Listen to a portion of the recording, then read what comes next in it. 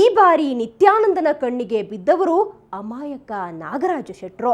ಚಾಮುಂಡೇಶ್ವರಿ ಸ್ಟುಡಿಯೋದಲ್ಲಿ ವಾಸವಿದ್ದಾಗಲೇ ಈ ಪಕ್ಕಾ ಕಳ್ಳಸ್ವಾಮಿಗೆ ನಾಗರಾಜ ಶೆಟ್ರ ಪರಿಚಯವಾಗಿ ಹೋಗಿತ್ತು. ಅದನ್ನೇ ಬಳಸಿಕೊಂಡ ನಿತ್ಯ ಚಾಮುಂಡೇಶ್ವರಿ ಸ್ಟುಡಿಯೋದಿಂದ ಓಡಿಸ್ತಾ ಇದ್ದಂತೆಯೇ ಆತ ನಾಗರಾಜ ಶೆಟ್ರ ನೆಲೆ ಸೇರಿದ.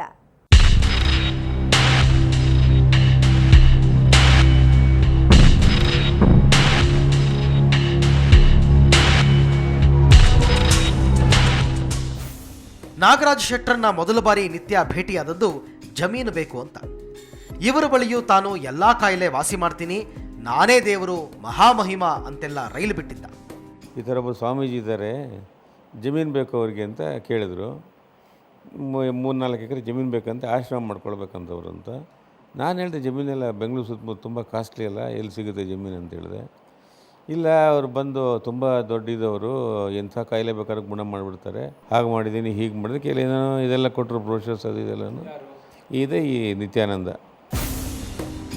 ಇದಕ್ಕಿಂತಲೂ ಹೆಚ್ಚಾಗಿ ನಾಗರಾಜ್ ಶೆಟ್ಟಿಯವರು ನಿತ್ಯಾನಂದ ನಂಬಲು ಕಾರಣವಾಗಿದ್ದು ಧನಶೇಖರನ್ ಹೇಳಿದ ಕಟ್ಟುಕತೆ.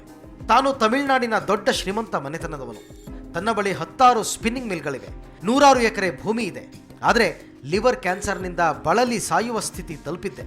ಎಲ್ಲ ವೈದ್ಯರು ತಮ್ಮ ಕೈಯಲ್ಲಿ ಜೀವ ಉಳಿಸೋದು ಸಾಧ್ಯವಿಲ್ಲ ಅಂತ ಕೈ ಚೆಲ್ಲಿದ್ರು. ಈ ಹಂತದಲ್ಲಿ ಕೈ ಹಿಡಿದವರು ನಿತ್ಯಾನಂದ ಅಂತ ಹೇಳಿದ ಕಥೆಯನ್ನ ನಂಬಿಬಿಟ್ರು. ಎಷ್ಟರ ಮಟ್ಟಿಗೆ ಅಂದರೆ ತಮ್ಮ ಹೊಯ್ಸಳ ಅಪಾರ್ಟ್ಮೆಂಟ್ನ 1600 ಚದರಡಿ ವಿಸ್ತೀರ್ಣದ 3 BHK ಅಪಾರ್ಟ್ಮೆಂಟನ್ನೇ ಬಿಟ್ಕೊಂಡ್ರು. ಇರೋಕ್ಕೆ ಜಾಗ ಇರಲಿಲ್ಲ ಅವರಿಗೆ, ನಿತ್ಯಾನಂದನಿಗೆ. ಅದೇ ಚಾಮುಂಡೇಶ್ವರಿ ಸ್ಟುಡಿಯೋದಲ್ಲಿ ಕೊಟ್ಟಿದ್ದರು, ಅಲ್ಲಿರ್ತಾಯಿದ್ರು. ಅಲ್ಲೆಲ್ಲಕ್ಕೆ ದೂರದಲ್ಲಿ ಕೆಲವು ಕಡೆ ಇರ್ತಾಯಿದ್ರು.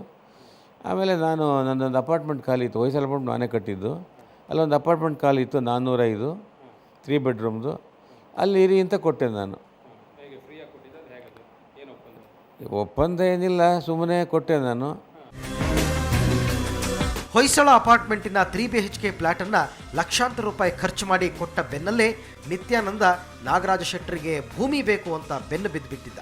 ನೀವು ಕೊಟ್ಟ ಜಾಗದಲ್ಲಿ ಸುಮಾರು 30 ಅಡಿ ಎತ್ತರದ ಶಿವಲಿಂಗ ಸ್ಥಾಪಿಸಿ ಅದರಡಿಯಲ್ಲಿ ಸುಮಾರು 50 kgಯಷ್ಟು ಘನೀಕರಿಸಿದ ಪಾದರಸ ಹಾಕ್ತೀನಿ, ಅದರಿಂದ ಬೆಂಗಳೂರಿನ ಜನರಿಗೆ ಕಾಯಿಲೆಯೇ ಬರೋಲ್ಲ ಅಂದುಬಿಟ್ಟ. ನಿತ್ಯಾನಂದನನ್ನ ನಂಬಿದ ಶೆಟ್ರು ಇವತ್ತು ನಿತ್ಯಾನಂದ ಆಶ್ರಮವಿರುವ ಜಾಗದ ಕಲ್ಲಗೋಪನಹಳ್ಳಿಯಲ್ಲಿದ್ದ ತಮ್ಮ 48 ಎಕರೆ ಜಾಗದ ಪೈಕಿ 10 ಎಕರೆ ಜಾಗ ಕೊಡೋದಕ್ಕೆ ಸಿದ್ಧರಾಗ್ಬಿಟ್ರು.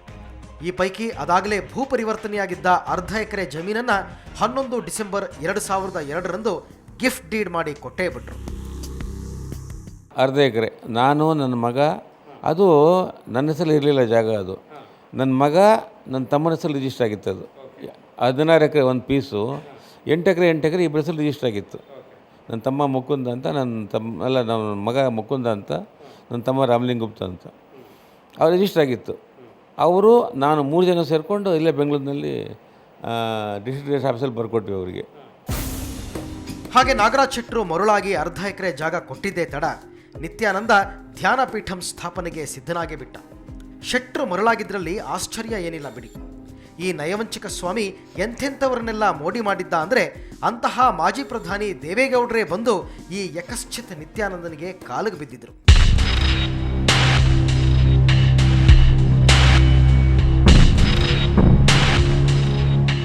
(2001) ಅಂತ ಕಾಣುತ್ತೆ ಅದು. ಅವತ್ತು ಲಾಂಚ್ ಮಾಡಬೇಕು ಅಂತ ಅಷ್ಟೊತ್ತಿಗೆ ಅರ್ಜಮ್ಮ ನಾನು ಯಾರೋ ಕಾಂಟ್ರಾಕ್ಟರ್ ಹಿಡಿದು ಆತುರವಾಗಿ ರಿಪೇರಿ ಎಲ್ಲ ಮಾಡಿಸಿ, ಏನು ಒಳ್ಳೆ ವೈಭವದಲ್ಲಿ ಅವರು ಶಿವಪುರಿ ಸ್ವಾಮಿ, ಆಮೇಲೆ ಬಾಲಗಂಗಾಧರ ಸ್ವಾಮಿಗಳು, ಆಮೇಲೆ ಈ ತುಮಕೂರು ಸ್ವಾಮೀಜಿಯವರು ಶಿವಾನಂದ ಸ್ವಾಮಿಯವರು ಅವರೆಲ್ಲ ಬಂದು ಉದ್ಘಾಟನೆ ಆಯಿತು. ತುಂಬ ಭರ್ಜರಿಯಾಗಿ ಉದ್ಘಾಟನೆ ಮಾಡಿದ್ವಿ. ದೇವೇಗೌಡರು ಮಾರನೇ ದಿವಸ ಬಂದಿದ್ದರು. ಬರೀ ದೇವೇಗೌಡರಷ್ಟೇ ಅಲ್ಲ, ಈತನ ನಯವಂಚನೆ ತಿಳಿಯದೆ ಸಿದ್ಧಗಂಗಾಶ್ರೀ, ಬಾಲಗಂಗಾಧರನಾಥ ಶ್ರೀ ಹೀಗೆ ಸ್ವಾಮಿಗಳ ದಂಡೇ ಬಂದಿತ್ತು.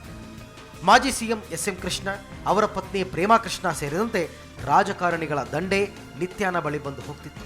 ಇವರೆಲ್ಲರ ಜೊತೆಗಿದ್ದ ಫೋಟೋ ತೋರಿಸ್ಕೊಂಡೇ ಬೆಳೆದ ನಿತ್ಯಾನಂದ ಇದೆಲ್ಲದಕ್ಕೆ ಸಮನಾಗಿ ಇನ್ನೊಂದು ಫೋಟೋ ಇಟ್ಕೊಂಡಿದ್ದ.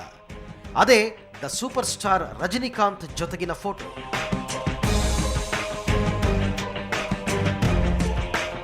ಹೀಗೆ ಬೆಳೀತಾ ಹೋದ ನಿತ್ಯಾನಂದ ದುಡ್ಡಿಗಾಗಿ ಸಾಮಾನ್ಯರಿಗೆ ಭಾರೀ ಕಿರುಕುಳ ಕೊಡತೊಡಗಿದ. ಕಡೆಗೆ ನಾಗರಾಜ್ ಶೆಟ್ರು ಟ್ರಸ್ಟ್ಗೆ 4 ಎಕರೆ ಭೂಮಿ ನೀಡಲು ಒಪ್ಪಿದಾಗ ಅದನ್ನು ತನ್ನ ಹೆಸರಿಗೆ ಬರೆದುಕೊಡಿ ಅಂತ ಕೊಳುತುಬಿಟ್ಟ.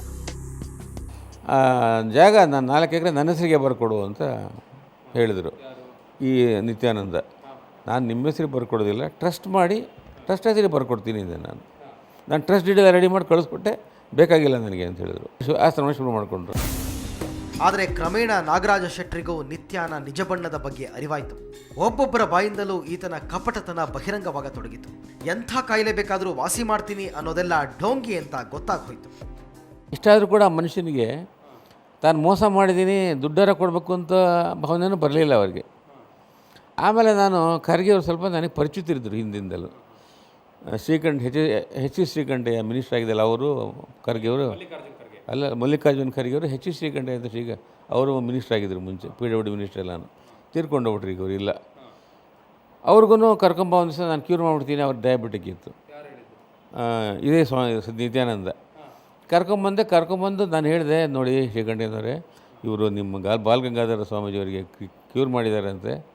ಅವರು ಯಾರು ಹೇಳಿದ್ದು ದಿವಸ ಇನ್ಸುಲಿನ್ ತೊಗೊಳ್ತಾರೆ ಅವರು, ಯಾರಿಗೆ ಮನುಷ್ಯ ಸುಳ್ಳು ಹೇಳ್ತಿದ್ದಾನೆ ಅಂತಂದು ಹೇಳ್ಬಿಟ್ಟು ನನಗೆ ಶ್ರೀಕಂಠಯ್ಯನವರು.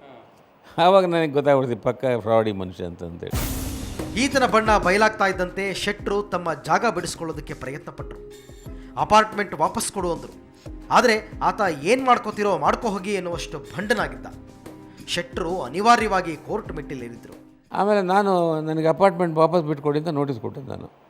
ನಾನು ಯಾಕೆ ಸುಮ್ಮನೆ ಕೊಡಬೇಕು ಇವ್ರು ಇಂಥ ಮೋಸಗಾರರಿಗೆ ಅಂತಂತೇಳಿ ಬಾಡಿಗೆ ಎಷ್ಟು ತಿಂಗಳ 20,000 ಬಾಡಿಗೆ ಸೇರಿಸಿ ನನಗೆ ದುಡ್ಡು ಕೊಟ್ಬಿಡಿ, ಖಾಲಿ ಬಿಟ್ಕೊಡಿ ಅಂತ ಹೇಳಿದೆ. ನಾನು ಬಿಟ್ಕೊಡ್ಲ ಕೇಸ್ ಹಾಕಿದೆ. ನಾನು ಅಪಾರ್ಟ್ಮೆಂಟ್ ವಾಪಸ್ ಕೊಟ್ಟಿದ್ದಾರಲ್ಲ, ನೀವು ಬಾಡಿಗೆ ನಿಖರವಾಗಿ ಇಷ್ಟೇ ಅಂತ ಕೋರ್ಟಲ್ಲಿ ಪ್ರೂವ್ ಮಾಡಿಲ್ಲ ಅಂತ ಕೇಸ್ ವಜಾ ಮಾಡಿದ್ರು. ಅದನ್ನು ಈಕೆ 11 ವರ್ಷದ ಹಿಂದೆ 30 ಲಕ್ಷ ಬೆಲೆ ಬಾಳ್ತಾ ಇದ್ದ ಭೂಮಿ ಪಡೆಯೋದಕ್ಕೆ ಕೋರ್ಟ್ ಮೆಟ್ಟಿಲೇರಿದ್ರೆ ಪ್ರಯೋಜನವಿಲ್ಲ ಅನ್ನಿಸ್ಬಿಡ್ತು. ಸರ್ಕಾರಕ್ಕೆ ದೂರು ನೀಡಿದರು. COD ತನಿಖೆಗೆ ಆದೇಶವಾಯಿತು. ಆದರೆ ಕೇವಲ ಆದೇಶವಷ್ಟೇ ಆಯಿತು, ಆತನ ಮೇಲೆ ಯಾವ ಕ್ರಮವೂ ಆಗಲಿಲ್ಲ. ನಾಗರಾಜ್ ಶೆಟ್ಟರಿಗೆ ನಿತ್ಯ ವಂಚಕಾನಂದ ಮಾಡಿದ ಮೋಸ ಒಂದೆರಡಲ್ಲ, ಅದೇನೇನು ಅಂತ ಶೆಟ್ರೆ ಹೇಳ್ತಾರೆ ಕೇಳಿ. ಧ್ಯಾನಪೀಠ ಬಿಡದಿ ಅದನ್ನು ಲಾಂಚ್ ಮಾಡಲಿಕ್ಕೆ ಖರ್ಚು ಮಾಡಿದ ದುಡ್ಡು ಎಷ್ಟೋ ಒಂದು 5-6 ಲಕ್ಷ ರೂಪಾಯಿ ಆಗಿರ್ಬೋದು. ಅವಾಗ 1000 ಜನಕ್ಕೆ ಊಟ ಹಾಕಿದ್ದು ಹೌದು, ಎಲ್ಲ ನಮ್ಮ ಖರ್ಚಲ್ಲಿ ಆಗಿದ್ದೆಲ್ಲ ಅನ್ನೋದು. ಆಮೇಲೆ ಲ್ಯಾಂಡ್ ಕೊಟ್ಟಿದ್ದು ಸುಮಾರು 30 ಲಕ್ಷ ರೂಪಾಯಿ ಬಾಳುತ್ತೆ. ಆವಾಗೇ ಬಾಳ್ತಿತ್ತು 30. ಅರ್ಧ ಎಕರೆ ಪರಿವರ್ತದ ಜಮೀನು. ಅದ್ರಲ್ಲಿ ಮನೆ ಬೇರೆ ಕಟ್ಟಿದ್ದು. ಒಂದು 8-10 ಲಕ್ಷ ಖರ್ಚು ಮಾಡಿ ಅರ್ಧಂಬರ್ಧ ಮನೆ ಕಟ್ಟಿತ್ತು. ಒಂದು ಸುಮಾರು 50 ಲಕ್ಷ ಲಾಸ್ ಆಗಿದೆ. ಹೀಗೆ ವಂಚನೆಗಳ ಮೇಲೆ ವಂಚನೆ, ಮೋಸದ ಮೇಲೆ ಮೋಸ ಮಾಡಿ ನಿತ್ಯಾನಂದ ಬೆಂಗಳೂರಿನಲ್ಲಿ ಇವತ್ತು ಈ ಹಂತದವರೆಗೆ ಬೆಳೆದಿದ್ದಾನೆ. ಸುಳ್ಳಿನ ಮೇಲೆ ಸುಳ್ಳು ಹೇಳ್ತಾ ಸುಳ್ಳಿನ ಸರಮಾಲೆ ಸೃಷ್ಟಿಸಿ ಮೋಸ ಮಾಡಿದ ದಗಾಖೋರ ಸ್ವಾಮಿಯ ನಿಜ ಬಣ್ಣ ಬಯಲಾಗಿ ಇವತ್ತಿಗೆ ಸ್ವಾಮಿ ಬೆತ್ತಲಾಗಿದ್ದಾನೆ. ಏಕಾಏಕಿ ರಾತ್ರೋರಾತ್ರಿ ಮೇಲಿದ್ದ ಯಾವ ಮನುಷ್ಯನೂ ಹೆಚ್ಚು ದಿನ ಸಮಾಜದಲ್ಲಿ ನೆಲೆ ನಿಲ್ಲಲಾರ ಅನ್ನೋದಕ್ಕೆ ಈ ಕಪಟ ಸ್ವಾಮಿಗಿಂತ ಬೇರೆ ಉದಾಹರಣೆ ಬೇಕಿಲ್ಲ. ದಾಖಲೆ ಸಹಿತ ಈತನ ಅಕ್ರಮಗಳ ಬಯಲು ಮಾಡಿದ್ದೇವೆ. ಇಂತಹ ಎಷ್ಟೋ ಮಂದಿಯ ಸಮಾಧಿಯ ಮೇಲೆ ತನ್ನ ಸಾಮ್ರಾಜ್ಯ ಸ್ಥಾಪಿಸಿಕೊಂಡಿದ್ದಾನೆ ಈ ನಿತ್ಯಾನಂದ. ಕನಿಷ್ಠ ಪಕ್ಷ ಇನ್ನಾದರೂ ಸರ್ಕಾರ ಈ ಆಶ್ರಮಕ್ಕೆ ಆಡಳಿತಾಧಿಕಾರಿ ನೇಮಿಸಿ ಈ ವಂಚಕ ಸ್ವಾಮಿ ಆಕ್ರಮಿಸಿಕೊಂಡಿರೋ ಭೂಮಿಯನ್ನ ಅವರವರಿಗೆ ಹಿಂದಿರುಗಿಸಲಿ. ಇಷ್ಟು ದಿನ ಈ ವಂಚಕ ಸ್ವಾಮಿಯ ಮಟ್ಟಿಗೆ ಕಣ್ಣಿದ್ದು ಕುರುಡಾಗಿದ್ದ ಸರ್ಕಾರ ಇನ್ನಾದರೂ ಈತನ ಮೇಲೆ ಕಠಿಣ ಕ್ರಮ ಕೈಗೊಳ್ಳಲಿ. ಅಕ್ರಮಗಳಿಗೆ ಕಡಿವಾಣ ಹಾಕಿ ಅಮಾಯಕರ ನೆರವಿಗೆ ಮುಂದಾಗಲಿ. ಇಷ್ಟರ ಮಟ್ಟಿಗೆ ಸರ್ಕಾರ ಕಪಟ ಸ್ವಾಮಿಗೆ ಕಡಿವಾಣ ಹಾಕಿ ತನ್ನ ಜನರ ಜೊತೆ ನಿಲ್ಲಬೇಕಾದದ್ದು ಅನಿವಾರ್ಯ.